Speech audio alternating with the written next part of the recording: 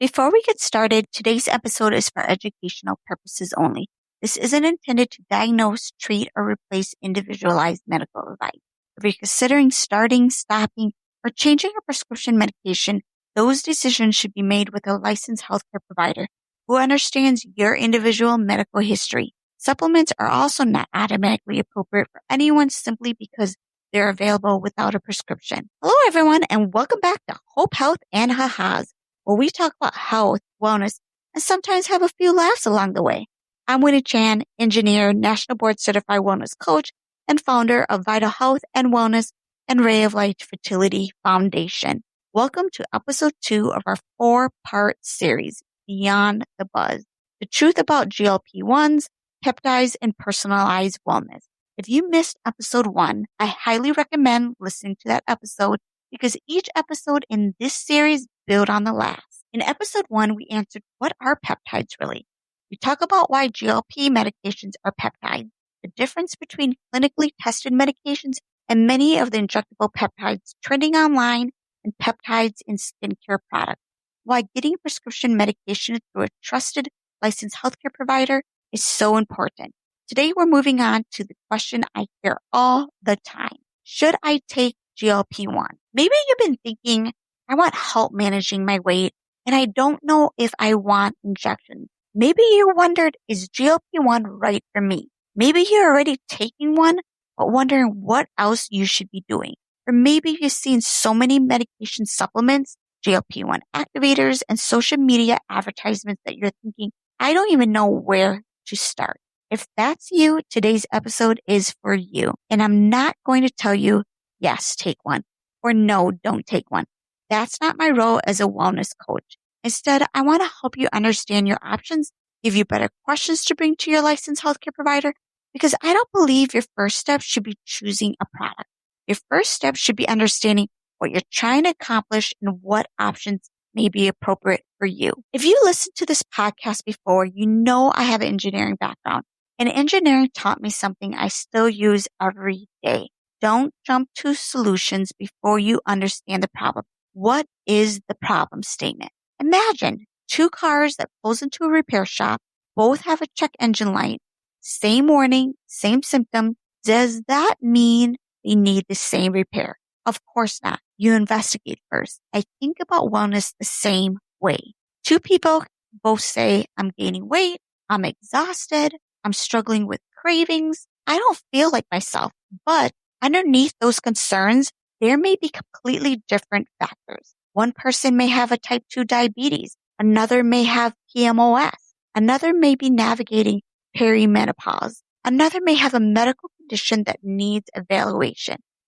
And another may be under enormous stress, sleeping 5 hours a night, struggling to maintain regular meals. That's why personalization matters. Before asking which medication should I take, I want us asking, what are we actually trying to address? So GLP-1 medications aren't designed as one-size-fits-all weight loss products. So depending on the specific medication prescription, GLP-1 based therapies are approved for particular medical use, including type 2 diabetes and chronic weight management in eligible patients. Whether you're an appropriate candidate is a medical decision. So your healthcare provider may consider things like your medical history, your current medication, your health conditions, weight-related health risks, treatment goals, pregnancy plans, and other factors that is unique to you. That's why I keep coming back to this. The question isn't, are GLP-1s good or bad? The better question is this treatment appropriate for me? There are also situations where GLP-1 treatment may not be appropriate or where additional medical decisions is especially important. Pregnancy planning, major consideration, your medical history that really matters, your medication that matters, certain other health conditions may matter, like high blood pressure, for example. Are the specific GLP-1 medication matter? That's why I don't recommend buying prescription GLP-1 products through Facebook Marketplace, private social media groups, or unregulated sellers. And here's an important distinction. Online healthcare isn't the problem. Legitimate telehealth provide convenient access to licensed healthcare providers who evaluate your history. You determine whether treatment is appropriate. They prescribe when clinically indicated and provide follow-up. That's healthcare delivered online. Buying a prescription product from an unregulated social media seller without proper evaluation is something entirely different. Where your medication comes from and who's overseeing your care really matters. Now, I want to talk about specifically about women's health. If you're trying to conceive or you're navigating fertility treatment, living with PMOS, or experiencing perimenopause or menopause, this conversation can become even more nuisance. Trying to conceive. If pregnancy is part of your near-term plan, tell your healthcare provider before starting a GLP-1. Medication choice and timing need to be discussed with the clinician managing your care. Don't rely on someone else's fertility journey on social media to determine what's appropriate for yours. So, PMOS, some women experience insulin resistance, metabolic concerns, or challenges with weight. But having a PMOS doesn't automatically mean you need a GLP-1. One woman's treatment plan may look completely different from another. Again, it's all about personalization. Same thing with perimenopause or menopause. That's why we have perimenopause and menopause.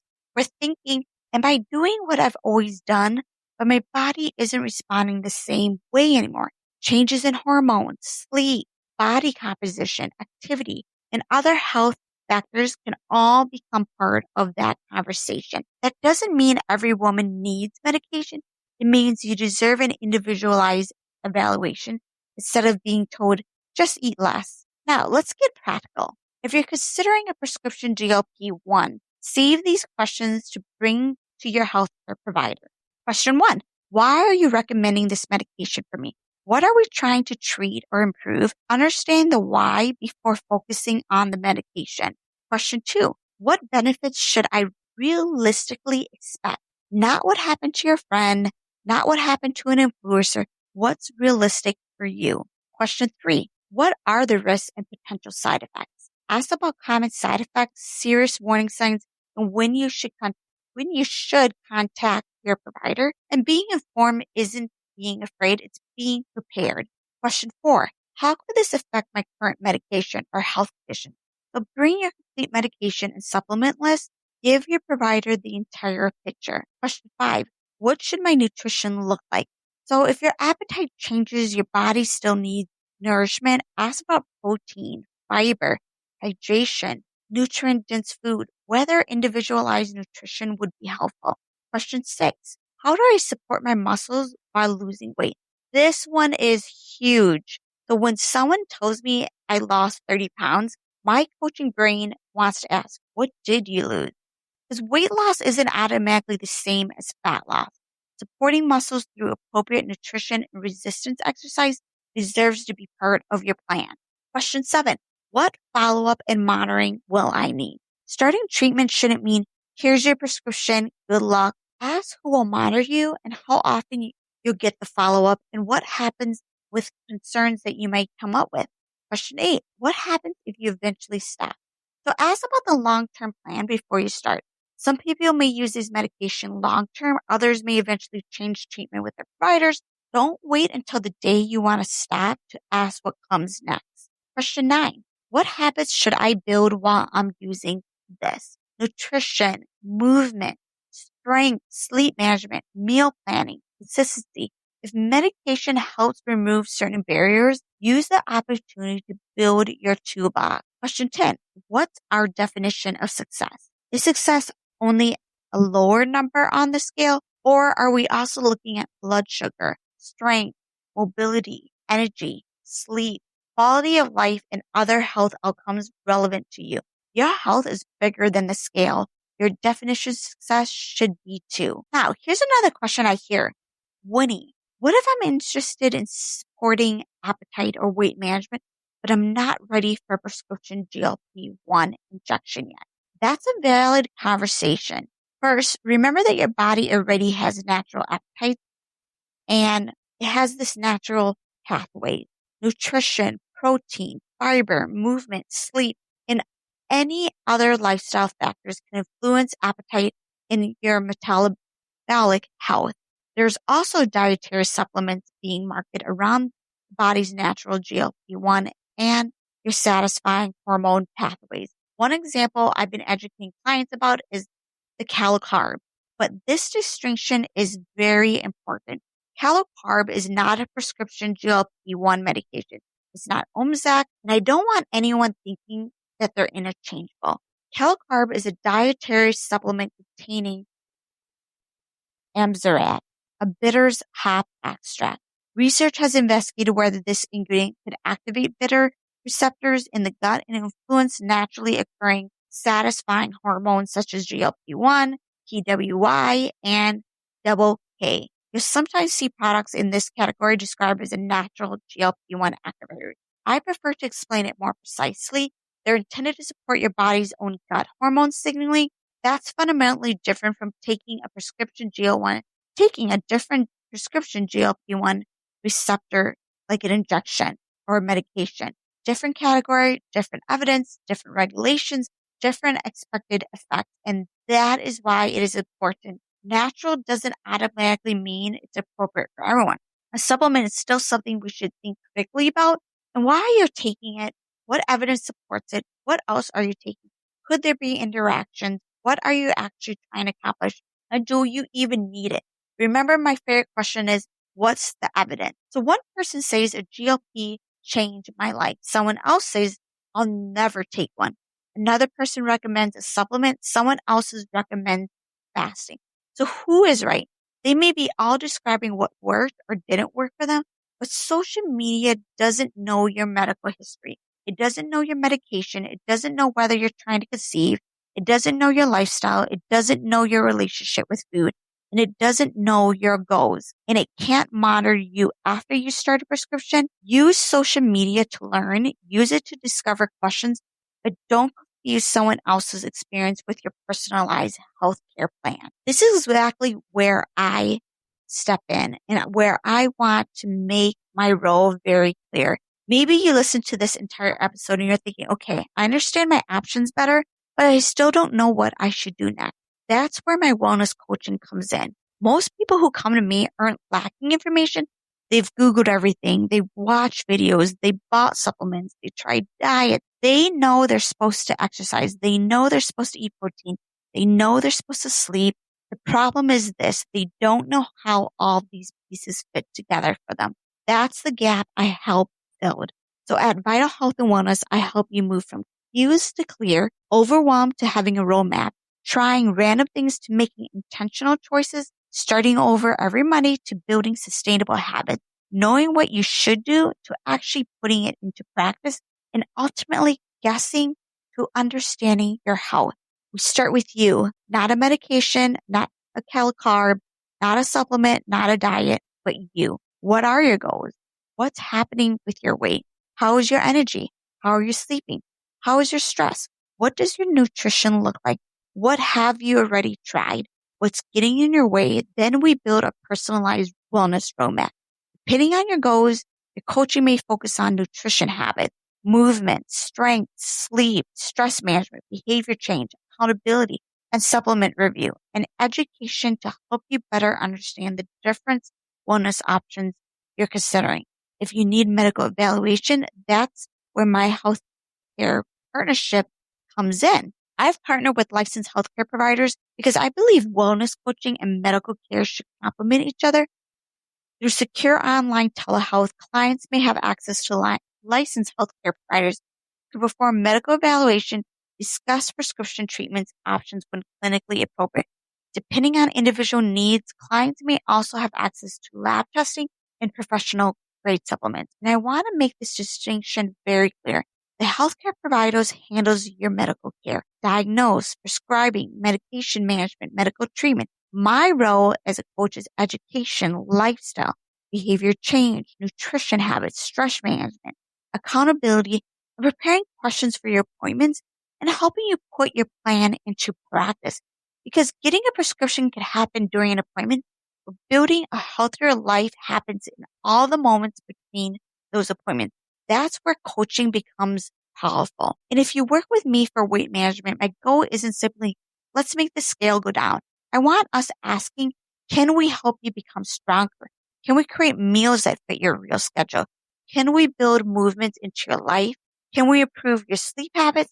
Can we understand what's making consistency difficult? And can we reduce the constant cycle of trying something new, quitting, and starting over?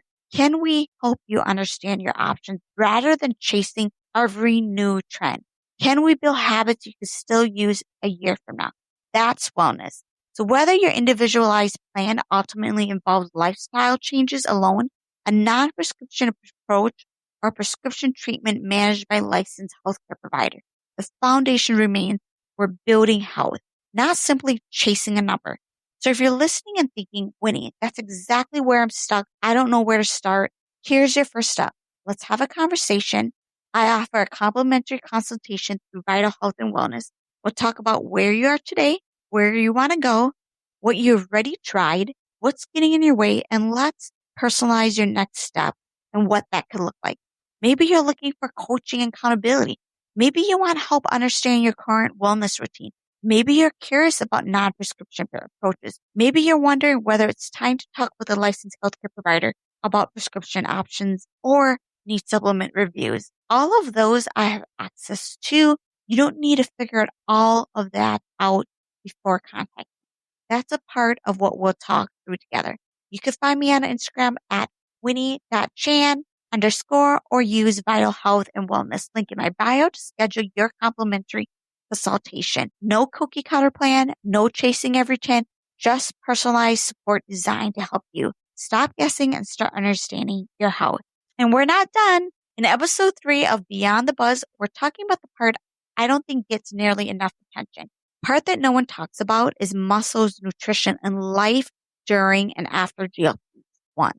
Because I don't want us to ask how much weight did you lose? I want to ask, are you getting healthier along the way? We're talking about protein, muscle preservation, strength training, hydration, fiber, digestive health, nutrition, when your appetite changes, sustainable habits, and the importance of discussing your long-term treatment plan with your healthcare provider. Whether you're using a prescription GLP-1, exploring a non-prescription approach, or working on weight management through lifestyle changes alone, the goal isn't simply to lose weight. The goal is to build a healthier life you can actually live. So before you go, remember, GLP-1 is a medical tool. The supplement is a tool. Nutrition is a tool. Exercise is a tool. Coaching is a tool. There isn't one tool that's right for everyone. The goal is understanding which tools make sense for you. Ask questions, look at evidence, work with a qualified healthcare professionals when medical care is needed, and build habits that support your health regardless of the path you choose. Thank you for spending part of your day with me on Hope Health and Ha-Has. If this episode helped you, please follow the podcast, leave a review, share it with someone who's overwhelmed by all the GLP-1's information online, and make sure you're following so you don't miss episode 3. Until next time, your health deserves more than a trend. It deserves evidence, it deserves support, and it deserves a personalized plan. I'm Winnie, and I'll see you in the next episode of Hope Health and Ha-Has.